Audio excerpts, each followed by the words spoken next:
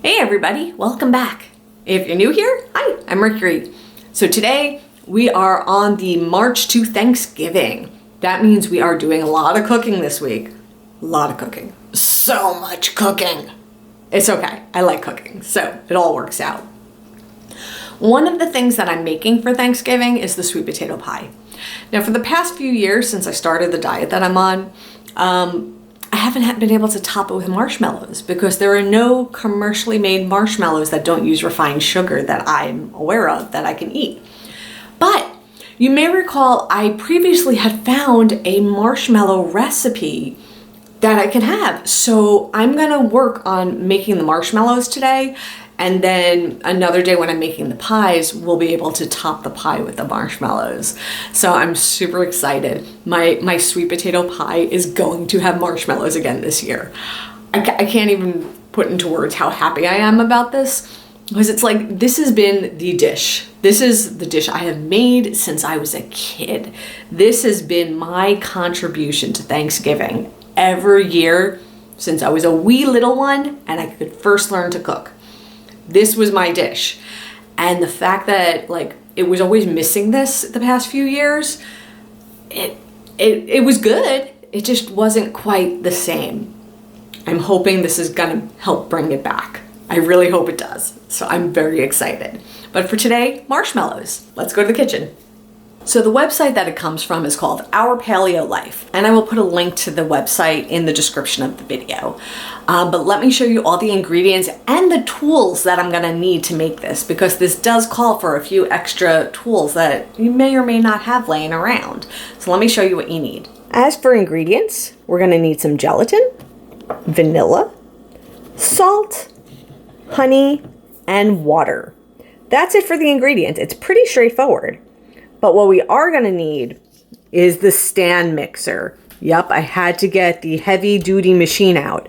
You can do it with an electric mixer, like a handheld electric mixer, but this is easier because when you're pouring the syrup from the stove pot into the gelatin, it's easier that it automatically does it, the mixing for you, and you don't have to sit and hold it. It's just less complicated doing it this way. Alternatively, you can use a handheld mixer, but if you were trying to mix with this and pour with this, and this is very hot, it's a little bit cumbersome.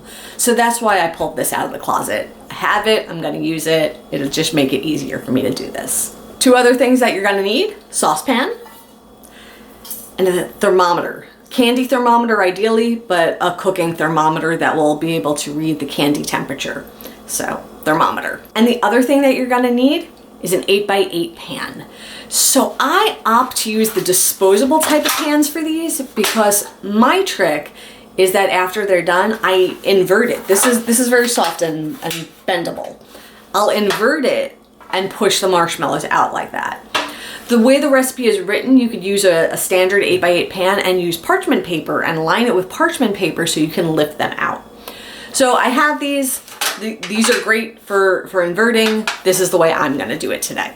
But it is gonna leave a little bit of a pattern in there, but that's okay. It's totally fine. Oh, and I almost forgot, 2 more ingredients. I almost forgot. Coconut oil, and we need this to sort of grease this pan. And then cinnamon. And I'm using cinnamon because it's going in the sweet potato pie. Now, I needed something to be able to dust the sticky side of the marshmallow with. So there's a lot of options. The last time I did this, I used cocoa powder. There's other options out there. The recipe recommends arrowroot starch, but I can't eat that, so that's why I'm not using it. And this is sort of to substitute, because if you were doing regular sugar, you could use confectioner sugar, but I'm not, so I need something else. So for me, it's gonna be cinnamon. So to grease the pan, I'm just gonna take a little scoop of the coconut oil. I'm gonna take a paper towel, and we are just gonna rub that around.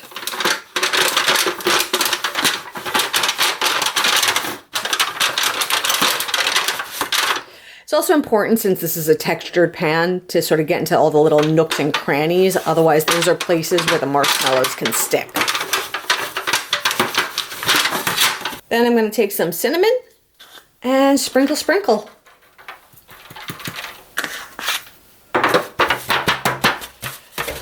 And it doesn't have to be a lot. We just want to coat this so that the marshmallows won't stick. That's the whole point of this, is just to create a surface where the marshmallows will have something to slide off of.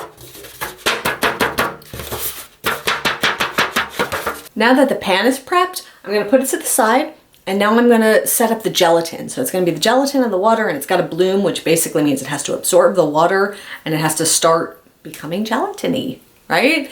So I'm going to put the gelatin and the water into here, and then I'm going to start working with the honey and the rest of the sweet syrup on the stove. So that's what's up next.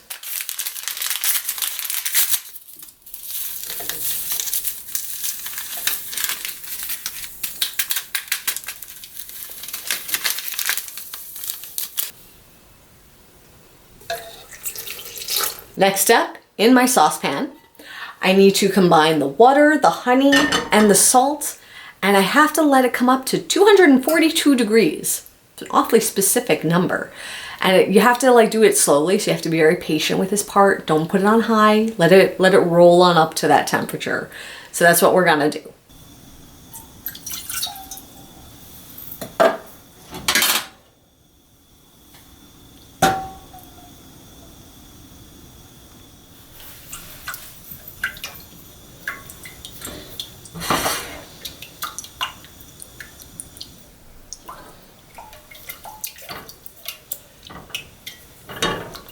So I will say, as this is, simmering, you do want to keep an eye on it because the temperature can fluctuate very easily. So we do need to keep an eye. So I have my thermometer in there, and I'm not going anywhere. I'm just making sure it doesn't get too hot too fast.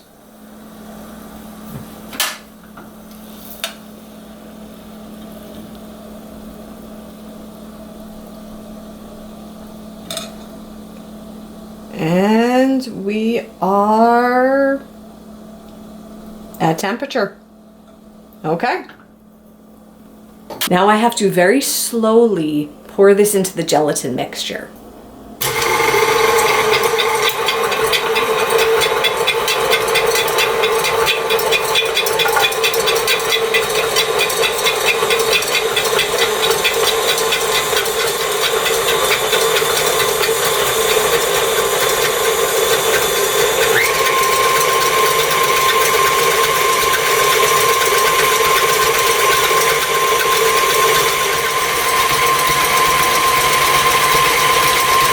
Now it's all incorporated together. Now we're gonna crank up the volume. By volume, I mean the speed.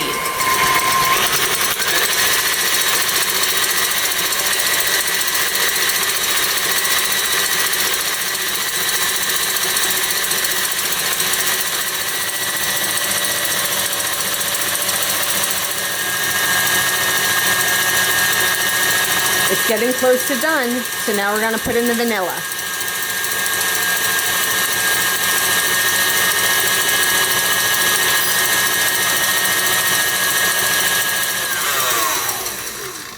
So that should be good. Yeah, look at that. Okay.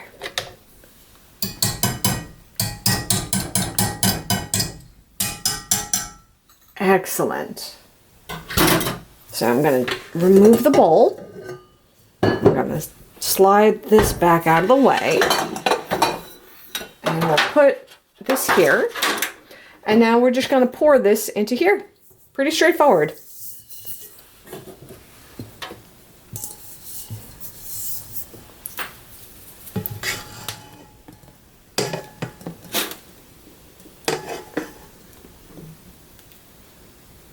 Getting away from me here. Okay, that's better.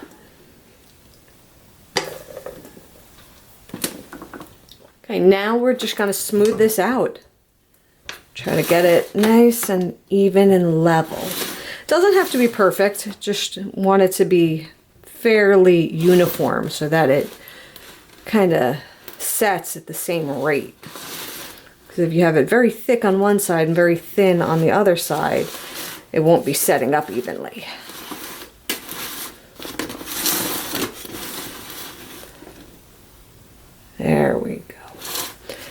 And I don't like to waste such wonderful marshmallow, so I'll just scrape that over there. And now I'm just gonna take some of that cinnamon again and just sprinkle it across the top.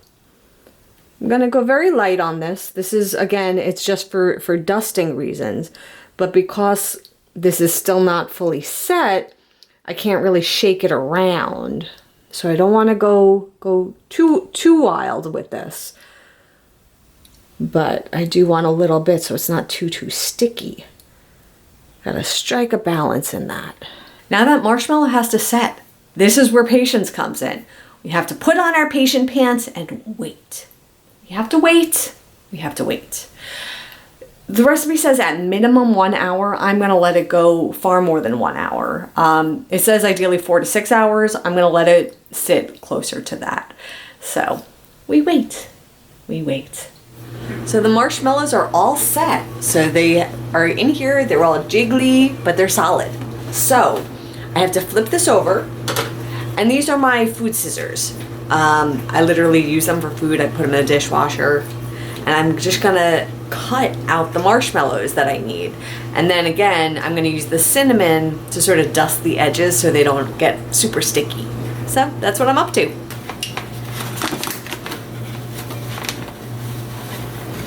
Voila!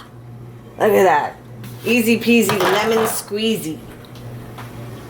Okay, and I have a little bin, so that's where they're gonna go. And we start snipping. Let me just snip that piece off. Whoop. Okay. These are kind of sticky, so this is gonna be a little bit of a mess, but that's okay. I'm gonna do this row by row. Just, whoop, little bit of a mess, but it's okay. So you see, this is like a whole big marshmallow. So I'm just gonna cut it into little marshmallows. I got my cinnamon, I'm gonna sprinkle, and that's it.